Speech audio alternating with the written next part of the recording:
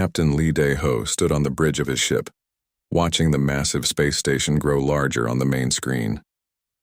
The Galactic Council headquarters looked like a giant crystal floating in space, with thousands of lights blinking across its surface. Ships from dozens of different alien species moved around it like busy insects. "First time seeing the Council station, Captain?" asked his second officer, Lieutenant Park So-min. She was checking the navigation controls, making sure their approach was perfect. "Yes, and hopefully the last," Lee replied quietly. He was not excited about this meeting. Earth had been discovered by the galactic community only 6 months ago, and now they wanted to give humans their official job in the galaxy. The communication system buzzed. A voice spoke in perfect Korean, though it sounded strange and mechanical. "Human vessel Soul's Pride, you are cleared for docking Bay 7. Please follow the blue guidance lights." Lee watched as their ship was guided into the station. The docking bay was huge, filled with ships he had never seen before. Some looked like floating jellyfish, others like metal trees with branches. The human ship looked very simple next to them. "Captain, we should prepare for the meeting," said Park So-min. "According to the information they sent us, we need to report to Council Chamber 1 in 30 minutes. Lee nodded and headed to his quarters to change into his dress uniform. As he walked through the ship's corridors, he thought about what Earth's leaders had told him. The Galactic Council had ruled the galaxy for over 2,000 years. They had laws for everything. Every alien species had a specific job to do, and no one questioned it. The Vorthak aliens handled all shipping and transportation. They were big, strong creatures with 4 arms who could carry heavy things easily. The Quillen grew all the food for the galaxy. They looked like walking plants and could make crops grow anywhere. The Nexari built all the technology. They had big brains and could solve complex problems quickly. The Malthan kept the peace. They could read minds and knew when someone was lying or planning trouble. It was a perfect system according to the Council. Every species knew their place and everyone followed the rules. Lee finished dressing and met his team at the airlock. Besides Park So-min, he brought Dr. Kim Min-ho, their science officer, and Ambassador Yoon Tae-sung, Earth's first galactic diplomat. They walked through the station's corridors, following signs that changed language as they approached. The council chamber was enormous. The ceiling disappeared into darkness above them, and curved walls showed images of thousands of different worlds. At the center sat 12 beings from different species, each on a throne that matched their body type. The leader was Speaker Vexus Thera, a Malthan who looked like a tall, thin human but with silver skin and large black eyes. When she looked at Lee, he felt a strange tingling in his mind. She was reading his thoughts. "Welcome, humans of Earth," Vexithara said. Her voice echoed in the chamber. "We have studied your species for the past 6 months. We have observed your capabilities, your technology, and your social structures." Lee bowed politely. "Thank you for inviting us, Speaker Vexithara. Earth is honored to meet the Galactic Council." "The honor is ours," replied a Vorthak council member whose name was unpronounceable to human tongues. "We are pleased to welcome you into our perfect galactic order." Vexithara stood and walked to a large screen that appeared in the air. For 2,000 years, the Council has maintained peace and prosperity through the Universal Compliance Protocol. Every species has found their perfect role in our society. Images flashed on the screen showing different aliens doing their assigned jobs. Vorthak loading cargo ships, Quillen tending vast farms, Nexari working on complex machines, Malthan walking through cities keeping everyone calm with their mental powers. Today, we assign humanity its role in this perfect system. Vexithara continued. After careful study, we have determined that humans are best suited for classification code 847 Delta, sanitation and resource extraction specialists. The chamber fell silent. Lee looked at his team, then back at the council. "Could you explain what that means exactly?" A Nexari council member answered. "Humans will be responsible for waste management, mining operations, and cleaning services throughout the galaxy. Your species shows excellent physical endurance and attention to detail. You will serve an important function." Ambassador Yoon stepped forward. "With respect, council members, we need to discuss this with Earth's government before accepting any assignment." The Quillen representative, who looked like a walking tree with golden leaves, made a sound like wind through branches. No species has ever required discussion time before. All previous species have gratefully accepted their assigned roles immediately. "Well," Lee said slowly, Humans might be different. Vexithara's black eyes focused on him intently. Different how, Captain Lee Daeho? We prefer to choose our own path, Lee replied. Thank you for the offer, but we respectfully decline classification code 847 Delta. The chamber erupted in strange sounds. The Vorthak made deep rumbling noises. The Quillen's leaves rustled frantically. The Nexari's translator devices buzzed with rapid calculations. Only the Malthan remained silent, though Vexithara's eyes had grown wider. Decline. Vexithara repeated the word as if she had never heard it before. No species declines their classification. It is impossible. The system is perfect. The system might be perfect for you, Lee said calmly. But humans will find our own role in the galaxy. What role do you believe you are suited for? Asked the Nexari representative. Lee smiled. We'll figure it out ourselves. Park So-min had been quietly examining a broken control panel near the wall. She looked up and said, Captain, I think I can fix this display system. It seems to have a simple power routing problem. A Nexari technician quickly moved to stop her. That panel has been non-functional for 50 years. Our best engineers have declared it permanently damaged. Please do not touch Council property. But Park So-min had already opened the panel and was looking at the circuits inside. The problem is right here, see? The power flow is blocked because this connector is corroded. If we reroute through this backup line and replace this burned component... She worked quickly with tools from her belt. The display screen flickered and came to life, showing perfect images of distant galaxies. The Nexari technician's mouth fell open. That should not be possible. The design is perfect. There are no backup lines. There are now, Park So-min said, closing the panel. Sometimes you have to make your own solutions. The council sat in stunned silence. Finally, Vexithara spoke. Humans of Earth, you have 30 galactic standard days to reconsider your position. If you do not accept your assigned classification by then, the Council will be forced to implement economic sanctions against your species. Lee bowed again. We understand, Speaker Vexithara. We will give you our final answer in 30 days. As the humans left the chamber, they could hear the Council members talking frantically among themselves in their various languages. Lee caught fragments of the translation. Unprecedented behavior, system disruption, and dangerous precedent. Walking back to their ship, Dr. Kim Min-ho asked, Captain, what are we going to tell Earth? Lee looked back at the council chambers, then at the fixed display panel that was still working perfectly. We're going to tell them that the galaxy has been following the same rules for 2,000 years. Maybe it's time for some new ones. Park So-min grinned as they boarded their ship. I think the council is about to learn that humans don't just follow rules. We make our own. The Soul's Pride undocked from the station and headed back toward Earth, leaving behind a galaxy that was about to discover what happened when someone said no to the perfect system for the first time in 2 millennia. News of the humans' refusal spread across the galaxy faster than light-speed communications. In the markets of Vorthak Prime, cargo handlers stopped their work to discuss it. On Quillen Garden Worlds, farmers paused in their endless planting to whisper about the strange new species that said no to the council. Even the logical Nexari found themselves calculating the probability of such an event, which their computers insisted was 0. But the galaxy had bigger problems than one defiant species. On the agricultural world of Kepler 442b, disaster struck without warning. The thornweed plague appeared overnight, a fast-growing parasitic plant that wrapped around crop roots and drained them dry. Within days, entire continents of farmland turned brown and died. Farm Director Velnara, a Quillen whose bark had turned gray with worry, stood in his dying fields.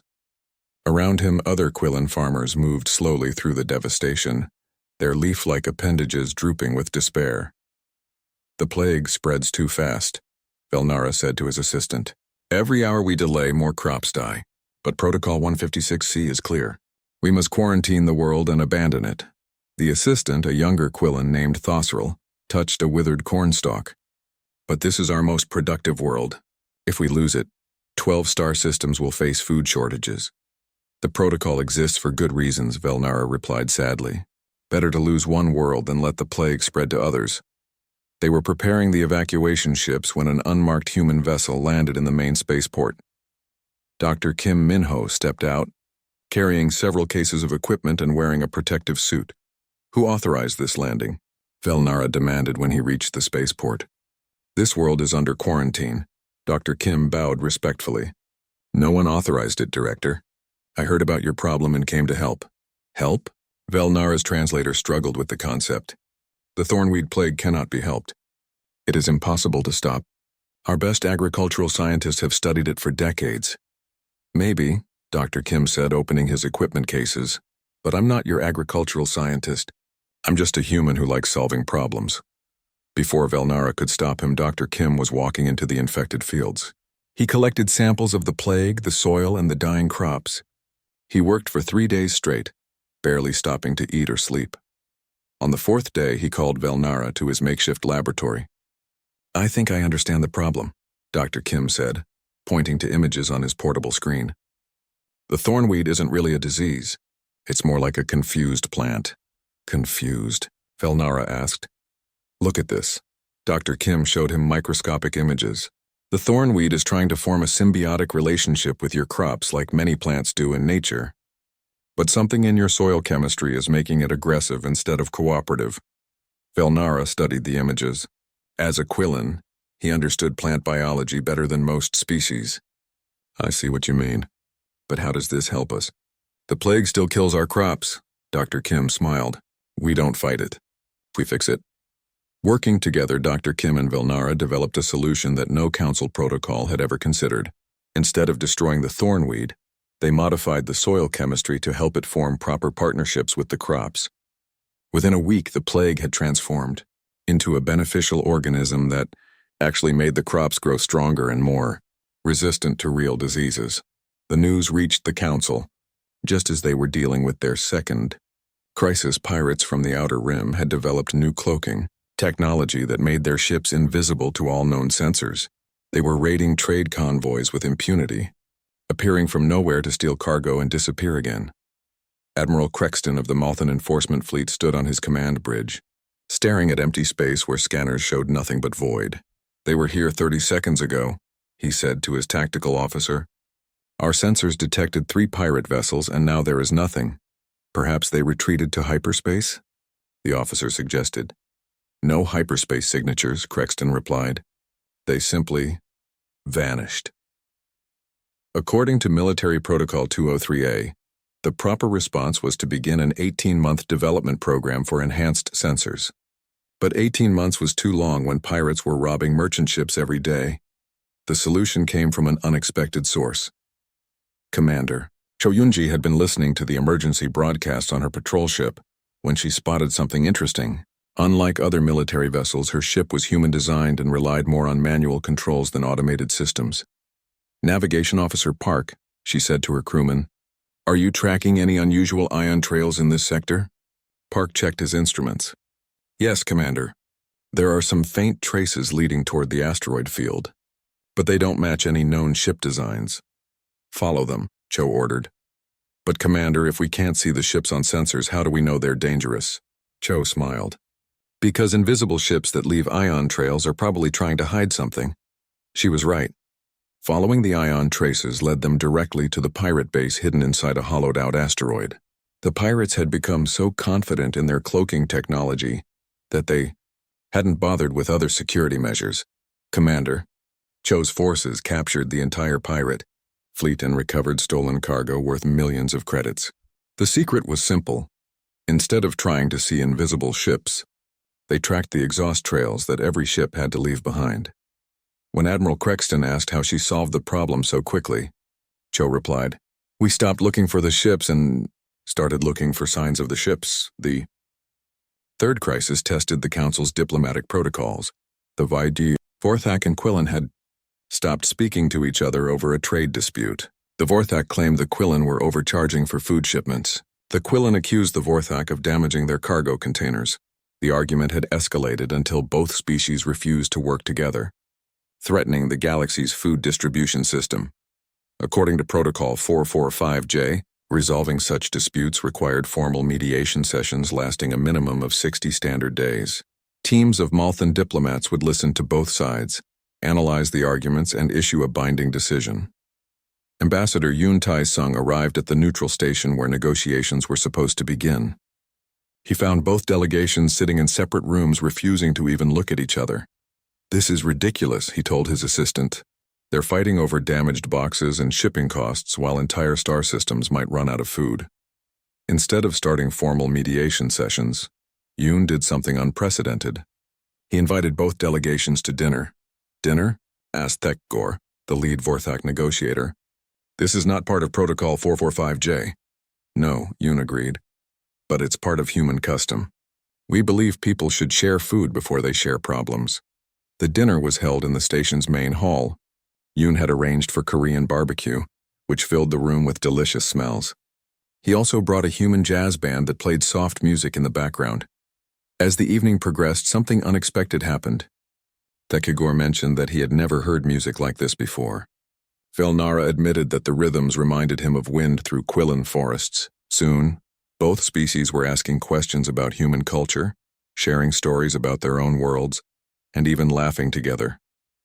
By the end of the evening, they had solved their trade dispute over dessert. The Vorthak agreed to handle containers more carefully, and the Quillen agreed to use stronger packaging. The entire negotiation took 4 hours instead of 60 days. When Council Speaker Vexithara heard about these 3 incidents, she called an emergency session. The council members gathered in their great chamber, their voices echoing with concern. 3 major crises have been resolved, Vexithara announced, but not through proper protocols. In each case, humans have bypassed established procedures and created unauthorized solutions. The Nexari representative's optical sensors flickered rapidly. The mathematical probability of 3 successful protocol violations is astronomically low, yet the humans achieved positive results in all cases. "Results achieved through chaos and rule-breaking," protested the Quillen council member. "What if other species begin to think they can ignore protocols as well?" The Vorthak representative rumbled thoughtfully. "The human solutions were efficient, perhaps more efficient than our traditional methods." "Efficiency is not the goal," Vexithara said firmly. "Order is the goal. Stability is the goal. For 2,000 years, our protocols have maintained peace and prosperity. We cannot allow one species to undermine the system that protects us all." But across the galaxy, word was spreading about the humans who solved impossible problems by ignoring impossible rules. Young members of various species began asking uncomfortable questions. Why did it take 18 months to develop new sensors when tracking ion trails worked immediately? Why did diplomatic negotiations need 60 days when a shared meal could solve everything in one evening? The Council's perfect system was beginning to develop cracks, and those cracks were spreading faster than anyone had anticipated. In her private chambers, Vexithara stood before a holographic display showing the galaxy's political map. Green lights marked worlds where Council authority remained strong. Yellow lights showed areas of uncertainty. Red lights indicated open defiance. For the first time in her life, she saw red lights on the map. Not many, but enough to worry her. And they were all connected to human activities. "Computer," she said. The emergency session of the Galactic Council lasted 14 hours. When it ended, Speaker Vexithara's usually calm demeanor had cracked. Her silver skin looked pale, and her large black eyes showed something the Council had never seen before: uncertainty. "The containment directive is now in effect," she announced to the assembled representatives. "All human vessels are banned from leaving their solar system. Any species found cooperating with human solutions will face immediate sanctions. The humans' dangerous influence must be stopped before it spreads further." The directive was transmitted across the galaxy within hours. At border checkpoints, Malthan enforcers began turning away human ships. Trade agreements with Earth were officially suspended. The message was clear: follow the rules, or face isolation. But the humans had never been good at following orders. Captain Nam Ji-woo read the containment directive on her ship's communication screen and laughed. "They want to keep us locked up in our own system?" She asked her crew. Have they met humans before? Her ship, the Busan Runner, was already 3 systems away from Earth, carrying medical supplies to a Quillen colony that had been struggling with food poisoning. The colony's leaders had secretly contacted her after hearing about Dr. Kim's success with the Thornweed Plague. "Captain," said her first officer, "if we continue this mission, we'll be violating galactic law. The Council could arrest us. Namji-woo checked her navigation charts. The council can arrest us if they catch us. But that colony needs these supplies now, not after they've filled out the proper forms and waited 6 months for approval. She changed course toward the Quillen world, and the Busan runner disappeared into hyperspace. Across the galaxy, similar scenes were playing out. Dr. An Hee-jin had been treating a mysterious illness on Vorthak Prime when the containment directive arrived. The local Malthan enforcer ordered her to leave immediately. "I'll leave as soon as my patients are stable," she told him calmly, not looking up from the Vorthak child she was examining. "You will leave now," the enforcer insisted, "or face arrest for violation of galactic law." Dr. An finally looked at him. "Will you arrest me before or after this child dies? Because according to your medical protocols, there's no approved treatment for his condition. I'm the only one here who can save him." The enforcer hesitated. Around them, Vorthak parents watched anxiously. The child's breathing was shallow and weak. Dr. An had been working for 2 days to develop a treatment that combined human medicine with Vorthak biology. "The law is clear," the enforcer said, but his voice lacked conviction. "So is my conscience," Dr. An replied, returning to her work. The enforcer left without making an arrest. 3 days later, the child recovered completely. But it was engineer Lim Chang-min who caused the council's biggest headache. He had been traveling from system to system, offering to upgrade alien technology using human innovations. His modifications were simple but revolutionary. On a Vorthak cargo station, he showed them how to reconfigure their loading systems to carry 300% more cargo in the same space. "You're only using 2 dimensions," he explained to the amazed station manager. "What if we use 3? The result was a loading system that stacked containers in complex patterns that maximized efficiency while maintaining structural integrity. The Vorthak were delighted. Their shipping costs dropped by 2/3 overnight. Word spread quickly. Soon, Lim had a waiting list of clients across the galaxy. Quillen farmers wanted their equipment upgraded for better crop yields. Nexari scientists wanted their computers modified for faster processing. Even some Malthan were quietly asking about improvements to their telepathic amplification devices. The council's response was swift and harsh. They sent enforcement fleets to arrest these human criminals who were violating the containment directive. But they discovered a problem they hadn't anticipated. The humans weren't working alone anymore. When a Malthan enforcement ship arrived at Vorthak Prime to arrest Dr. An, they found the entire planet's population blocking the spaceport. Thousands of Vorthak stood together, forming a living wall between the enforcers and the human doctor. "Dr. An stays," rumbled the planetary governor, a massive Vorthak named Thekmor. "She saved my grandson's life. She has saved hundreds of lives. Anyone who wants to arrest her will have to go through all of us." Similar scenes played out across the galaxy. When enforcement officers tried to capture Namji-woo on the Quillen colony world, the farmers hid her ship in their grain silos and claimed they had never seen any humans. When they attempted to arrest Lim Chang-min on a Nexari research station, the scientists disabled their own security systems and helped him escape through maintenance tunnels. The council was facing something unprecedented: widespread civil disobedience. Species that had followed orders without question for 2,000 years were suddenly refusing to cooperate with law enforcement. In the council chambers, the representatives met in emergency session after emergency session. The Nexari council member, whose name translated roughly to Logic Keeper, presented his analysis with unusual emotion in his mechanical voice. "The humans have created what they call a network effect," he reported.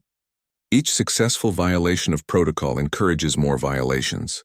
Our mathematical models show that within 6 months, 40% of council authority could be compromised." The Quillen representative rustled her leaves anxiously.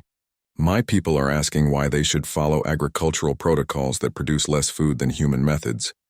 The younger generation is particularly rebellious." "Mine as well," rumbled the Vorthak council member. "Our cargo handlers have tripled their efficiency using human modifications. They refuse to go back to the old methods, even under threat of punishment." Vexthara listened to the reports with growing alarm. "Then we must demonstrate the consequences of defying council authority. Prepare the enforcement fleet for a major operation." 3 weeks later, the largest military force in galactic history assembled at the edge of human space. 500 council ships, representing the combined military might of all member species, surrounded Earth's solar system like a steel net. Admiral Crexton, commanding from his flagship, opened a communication channel to Earth. Humans of Earth, you have violated the containment directive and corrupted the galactic order. Surrender your law-breaking citizens immediately, or face the consequences. The response came from Admiral Bayek In-Su, Earth's highest-ranking military officer. Admiral Crexton, our citizens are providing humanitarian aid to beings in need. We will not surrender people for the crime of helping others. Then you choose war, Crexton replied grimly. What happened next would be studied by military historians for generations. The Council fleet had superior numbers, advanced technology, and 2,000 years of tactical experience. They should have won easily, but they had never fought humans before. The battle began when the Council fleet moved to capture Earth's orbital stations. They expected a traditional engagement, fleets lined up in formation exchanging fire until one side retreated or surrendered. Instead, they found empty space. Where are the human ships? Crexton demanded of his tactical officer. Unknown, Admiral. Our sensors show no large formations anywhere in the system. The answer came in the form of small, fast human ships appearing from behind asteroids, space debris, and even the dark sides of planets. They struck quickly at vulnerable points in the Council formation, then disappeared before return fire could reach them. Captain Park So-min, now commanding her own vessel, led a squadron that disabled 3 Council ships by targeting their communication arrays. Without communications, the ships couldn't coordinate with the rest of the fleet. Engineer specialist Jang Soo-ah accomplished something even more remarkable. While the fleets fought above, she infiltrated the Council's command network through a maintenance port that no one had thought to guard. Instead of trying to break their encryption, she exploited a simple logical flaw in their system. The Council's computers were programmed to follow orders without question. They had never been designed to handle a situation where someone might not want to follow the rules. When Jang Soo-ah input a command that essentially said, "Ignore all previous commands," the entire network paused in confusion. In that moment of hesitation, Admiral Bayek struck with everything he had. Human ships poured out of hiding places throughout the solar system, hitting the confused Council fleet from every direction at once. The battle lasted only 4 hours. By the end, half the Council fleet was disabled or captured, and the other half was retreating in disorder. Not a single human ship had been destroyed. Admiral Crexton found himself a prisoner aboard Admiral Bayek's flagship, staring across a meeting table at his human captor. "How?" was all he could say. "Your ships are smaller, your technology is inferior, your fleet is outnumbered 10 to 1. How did you defeat us?" Admiral Bayek poured tea for both of them, a gesture that confused the Malthan officer. "Admiral Crexton, your fleet fought exactly the way we expected it to fight. You followed your military protocols perfectly." "Of course," Crexton said stiffly. "Military protocols have proven successful for 2 millennia. Against enemies who also followed protocols," Beck agreed. "But what happens when your enemy doesn't follow any protocols?" 6 months after the human victory, the galaxy was unrecognizable. The defeat of the mighty Council fleet had shattered something more important than ships and weapons. It had broken the belief that the old system was unbeatable. General Song Kyung-ho stood in the command center of Liberty Station, a new space platform built jointly by humans and their alien allies. Around him, beings from dozens of species worked together on projects that would have been illegal under Council law just a year ago. "General, we're receiving reports from across the galaxy," announced his communications officer, a young Nexari named Zixtel, who had abandoned his assigned role in computer maintenance to become a strategic analyst. 43 star systems have now officially withdrawn from the economic compliance protocols. Song studied the holographic galaxy map floating above the command table. Green dots marked systems still loyal to the Council. Red dots showed open rebellion.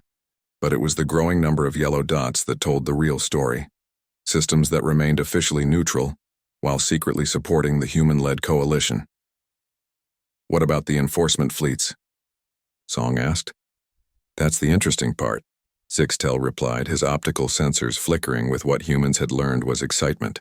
3 more fleets have refused orders to attack civilian populations. Admiral Crexton's public statements about honorable warfare have influenced many military commanders. Song smiled. After his capture, Admiral Crexton had been released unharmed and with full honors, a gesture that shocked the galactic military community. Instead of returning to blind obedience, Crexton had begun questioning orders that violated what he called basic decency. His influence was spreading through the Malthan military hierarchy like wildfire. "Sir," interrupted another voice. Captain Yoon Min Jun, Song's aide, approached with a datapad. "We have a situation developing in the Kepler sector. Council forces are blockading the Quillen agricultural worlds, trying to starve them into submission." Song frowned. "How many systems are affected?" 17 agricultural worlds supporting nearly 2 billion beings, Yoon replied grimly. "The Council is betting that hunger will bring them back into line." It was a logical strategy. Food was power in the galaxy, and the Quillen worlds produced most of it. But the Council had underestimated how much had changed since the humans arrived. Dr. An Hyejin, now serving as the Coalition's coordinator for humanitarian aid, entered the command center with her usual brisk efficiency. "General Song, I need transport for medical supplies to the blockaded worlds. The Council is claiming their actions are lawful enforcement. Hobbit people are already getting sick from food shortages. The blockade ships will stop any relief convoy," Song pointed out. Dr. An smiled. "Not if they can't see the convoy coming."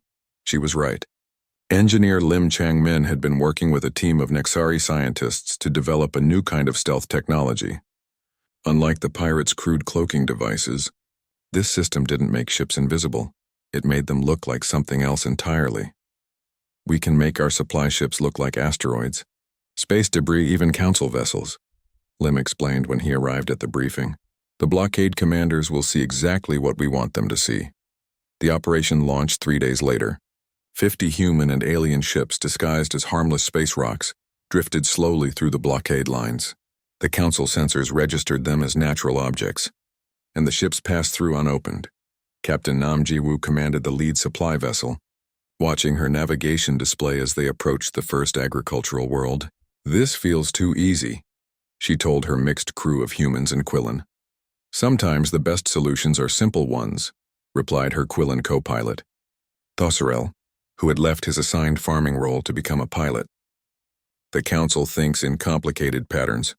They don't expect simple tricks." The supply mission was a complete success. Food, medicine, and equipment reached all 17 blockaded worlds before the Council even realized what had happened. When they finally detected the deception, the supply ships had already returned to Coalition space. But the psychological impact was even more important than the physical relief.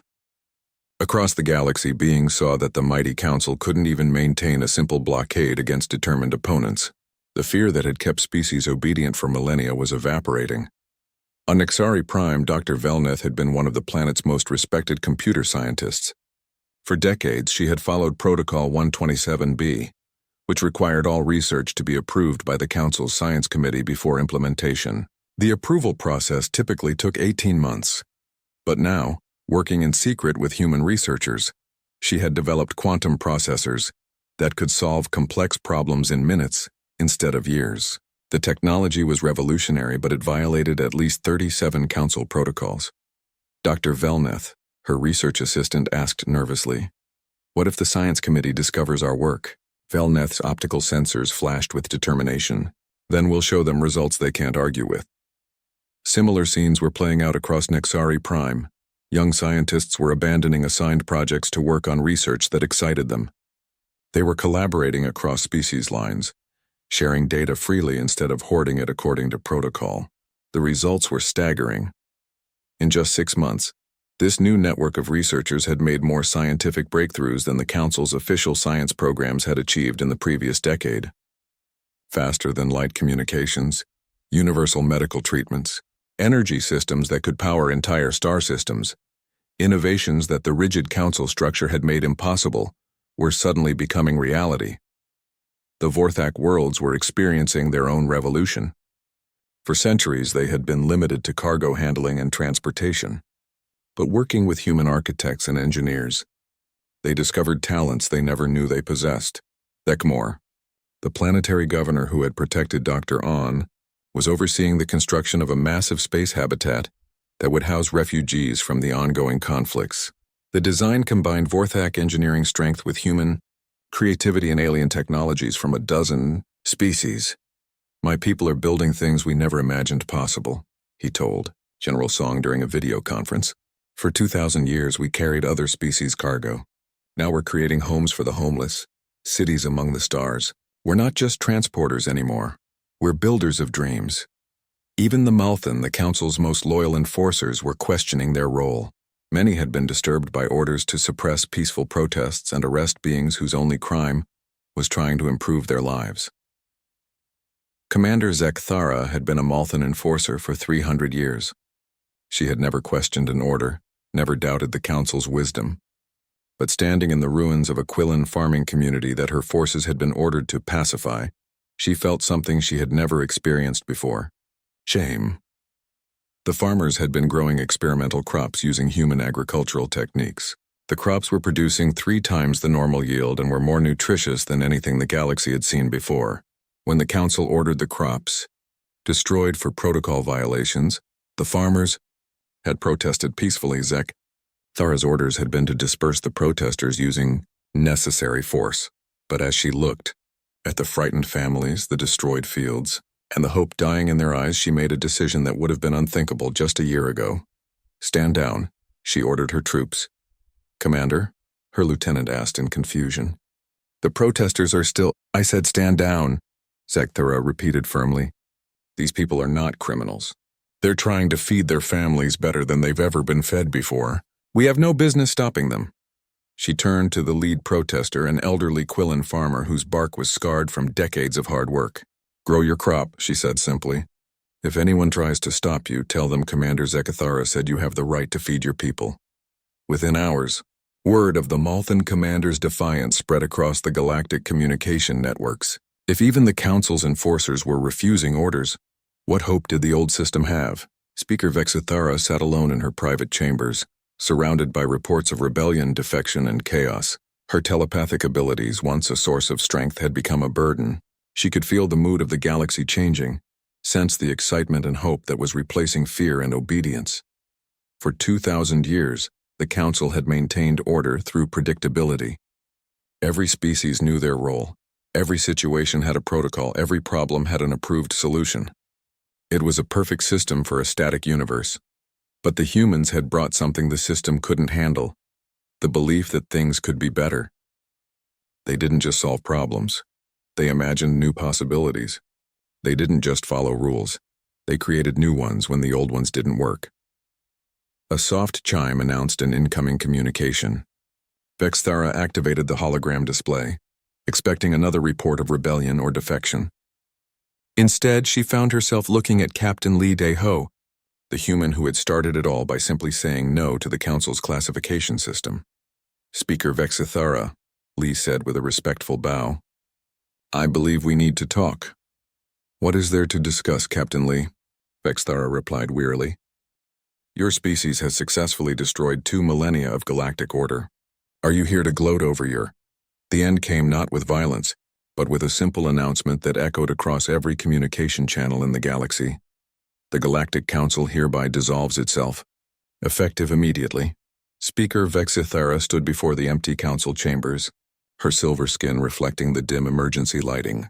Around her, the great hall that had been the center of galactic power for 2 millennia was silent and cold.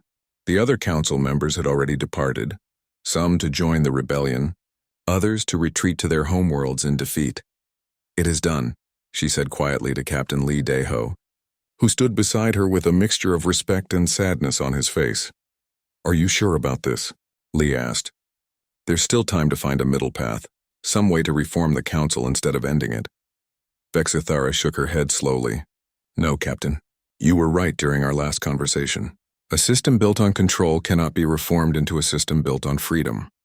It must be replaced entirely." She walked to the great window that looked out over the galaxy, stars twinkling like distant hopes. "For 2,000 years, we told ourselves we were preserving peace. But we were really preserving fear. Fear of change, fear of chaos, fear of the unknown. Your species taught us that the unknown isn't something to fear. It's something to explore." 3 months later, Representatives from 847 different worlds gathered on Liberty Station for the founding of something unprecedented in galactic history, a government based on voluntary cooperation rather than enforced compliance. President Shin Hai-wan stepped up to the podium in the Great Assembly Hall. She was a former diplomat who had spent years working in conflict zones, helping communities rebuild after disasters. Her election had been remarkable not just because she was human, but because she had been chosen by popular vote across all species lines. "Friends," she began, her voice carrying clearly through the translation systems. "We gather today not to create new rules for the galaxy, but to establish new principles for living together." The audience was unlike anything the old council chambers had ever seen. Instead of 12 beings sitting on thrones, hundreds of representatives sat in circles that encouraged conversation and collaboration. Humans sat next to Vorthak, Quillen beside Nixari, and former Malthan enforcers next to the beings they had once policed. "The Adaptive Alliance will operate on 3 simple principles," President Shin continued. "First, innovation over tradition. We will test new ideas instead of banning them. Second, cooperation over control. Species will work together by choice, not because they are forced to. Third, adaptation over rigid planning.